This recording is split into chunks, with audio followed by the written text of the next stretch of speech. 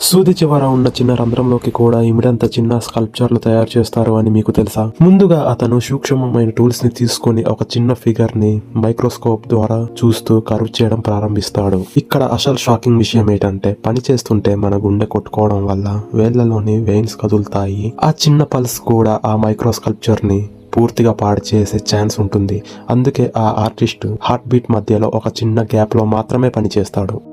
అంటే గుండె కొట్టుకునే క్షణాన్ని కూడా కంట్రోల్ చేయాలి. తర్వాత స్కల్ప్చర్ షేప్ పూర్తిగా పర్ఫెక్ట్ అయ్యే వరకు మళ్ళీ రిఫైన్ చేస్తాడు. ఇక పెయింటింగ్ విషయానికి వస్తే సాధారణ బ్రష్లు వాడరు. తన కంటిలోని ఒక ఐలాష్ ని తీసి చిన్న హ్యాండ్ లోకి అటాచ్ చేసి అదే బ్రష్ లో వాడతారు. మరి చిన్న షిప్స్ చేయాల్సి వస్తే రోప్స్ బదులు స్పైడర్ వెబ్ లను ఉపయోగిస్తారు. చివరగా సూది బాటన్ ని కొంచెం రఫ్ గా ఫైల్ చేసి ఆ ఫినిష్డ్ స్కల్ప్చర్ ని అందులో జాగ్రత్తగా ఫిక్స్ చేస్తాడు. ఇలా ప్రపంచంలోనే అతి చిన్న హ్యాండ్ మేడ్ స్కల్ప్చర్లు తయారవుతాయి. ఇది టాలెంట్ కాదు, ఇది నెక్స్ట్ లెవెల్ స్కిల్. నిజంగా అద్భుతం కదా.